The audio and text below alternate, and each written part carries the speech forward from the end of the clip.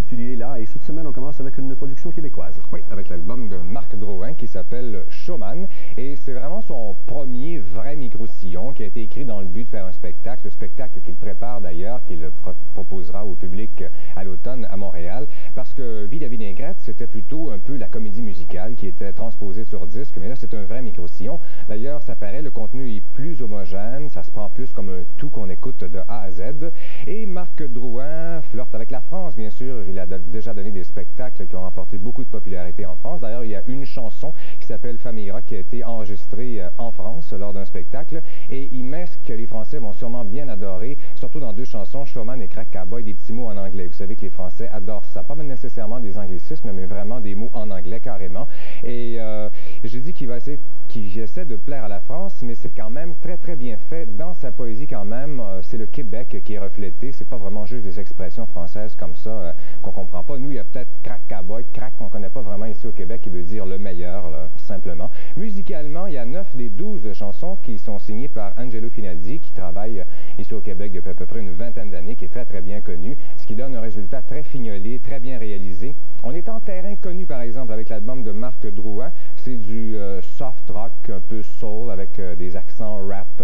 J'aurais aimé, je pensais que le personnage, en fait, ce que je connais de Marc Drouin, je pensais qu'il était plus flyé un peu. Je trouve que ça manque un peu d'audace, c'est un peu sûr. Il y a une chanson que j'ai vraiment adorée, une musique de Catherine Lara. On entend d'ailleurs Catherine Lara dans la chanson, c'est Pour humilier un homme. Et d'excellentes paroles également. Il y en a un autre qui fait un peu plus moderne, qui s'appelle Hey Tiga. Et comme invité, on retrouve les anciennes échalotes, c'est-à-dire Tess et Sylvie Davio. Également, il y a les bébés, il y a également France Gall sur le micro-sillon. Et si vous voulez, on regarde un petit extrait de Crack Cowboy. Crack Cowboy, Crack Cowboy, héros d'un rodéo où les taureaux sont des autos. Crack Cowboy, Crack Cowboy, attrape le premier métro avec son lasso. S'il y a un problème à avoir avec Marc Drouin, c'est la voix. C'est pas vraiment le super chanteur, mais ça, il l'avoue lui-même dans la chanson Showman. Il dit qu'il rêvait d'être Sinatra, mais qu'il chante comme ci, comme ça, en fin de compte. Donc, son style, il l'apprivoise simplement. Il chuchote plus que chanter. Et j'avoue que ça n'a pas été évident c'est pas facile de trouver vraiment, de dire que cette chanson-là va être un succès et telle autre va être un succès, mais c'est un bon micro-sillon de Marc Drouin, Showman. Avis aux intéressés. Maintenant, voici les flashs de la semaine. Edith Butler semble avoir terminé sa phase rigodon et fait peau neuve. Elle devient plus sérieuse avec des collaborateurs tels Steve Faulkner et Bill Baudouin. Les paroles de Lise Aubu sont aussi en contact avec notre réalité quotidienne. Bref, une très très belle métamorphose. Imaginez Daniel Lavoie avec un gros mal de gorge et vous avez Dan Bigra. Et je ne dis pas ça méchamment, Bigra a la voix vraiment rauque. L'ensemble est un peu déroutant. Ange Animal est plus un trip personnel qui, je pense, ne brisera pas les records de vente. C'est du rock doux. Maintenant, un disque anti-commercial de Lou Reed et John Cale, deux ex-membres du légendaire groupe Velvet Underground. Songs for Drilla est en fait un hommage à l'inventeur du pop art, le défunt Andy Warhol. Les textes priment, la musique moins, guitare, clavier, c'est tout. Jimmy Somerville aurait dû venir au monde 15 ans plus tôt. De cette façon, il aurait évolué dans le milieu qui l'intéresse, soit le phénomène disco de la fin des années 70. Et c'est exactement ce qu'il fait sur son micro-sillon intitulé Read My Lips. Toujours pour amateurs de danse, mais dans un style qui colle mieux à notre époque, soit le house, un Britannique qui s'appelle Adam Ski et son album Live and Direct. En tout, 13 instrumentaux très divertissants, idéal pour les discothèques ou vos parties.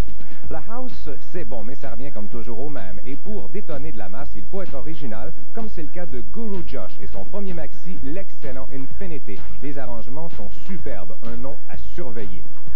Montréal est la seule ville au monde où les billets du spectacle d'adieu par le groupe The Who se vendaient mal. Le spectacle fut même annulé, mais vous pourrez quand même vivre ce moment historique en vous procurant leur coffret Join Together enregistré en spectacle, incluant 34 chansons.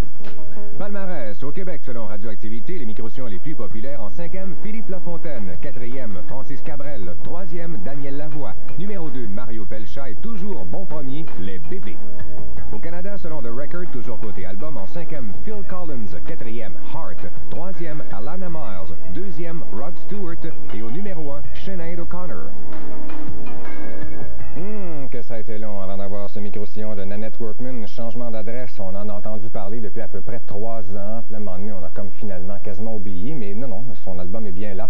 Et c'est un album qui s'appelle Changement d'adresse, et elle le disait elle-même, elle s'est cherchée un peu pendant quelques années, Nanette, mais je pense qu'elle s'est plus que trouvée, elle s'est redécouverte sur cet album-là avec l'aide de Serge Fiori, qui est un collaborateur fort important. Ils l'ont fait vraiment ensemble, le micro-sillon, à la maison de Nanette, au studio de Serge Fiori. C'est Serge qui a écrit les textes à 100%. Il y a d'ailleurs une chanson qui est un hommage, qui est dédiée en fin de compte à René Lévesque, qui s'appelle Pays Blanc, qui est une des bonnes chansons sur l'album. Les musiques également sont signées Serge Fiori, également Serge Loca, qui faisait partie d'Harmonium, aussi Yvon Bellemare, que je connais moins, celui-là, et aussi Nanette qui écrit.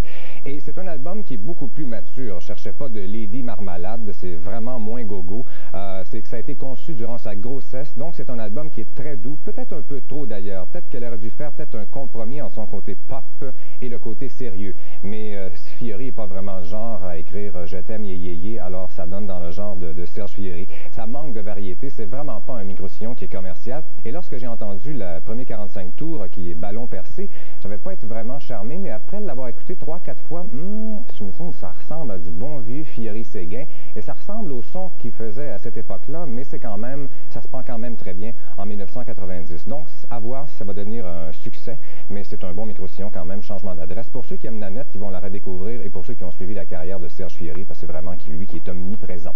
Et pour terminer, Billy Treadle, avec son nouveau micro-sillon, oui, qui se mis un album qui s'appelle Charmed Life. J'avoue que j'ai trouvé le vidéo absolument super ordinaire. Denis me disait tantôt, oui, mais il ne pouvait pas beaucoup bouger. Bon, ben, je sais pas. Il peut utiliser d'autres choses qu'une fille, tu sais. Je veux dire, on a déjà vu ça, je pense, dans le passé, à un moment donné.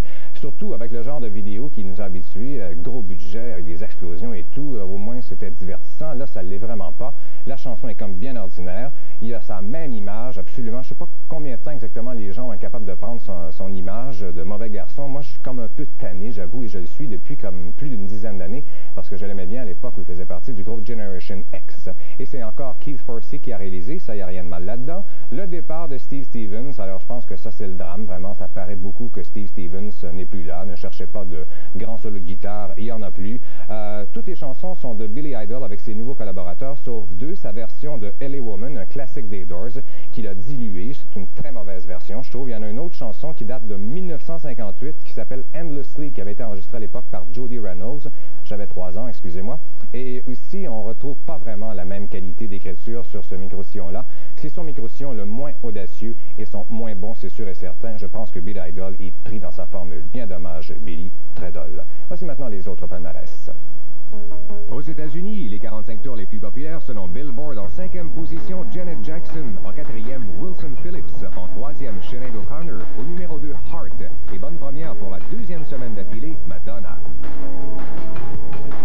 Côté international, en Allemagne, album en 5e, Alana Miles; 4e, Phil Collins; 3e, Dépêche Mode; 2e, Eros Ramazzotti; et au numéro 1, Sinead O'Connor. Comme ça, tu l'as pas aimé?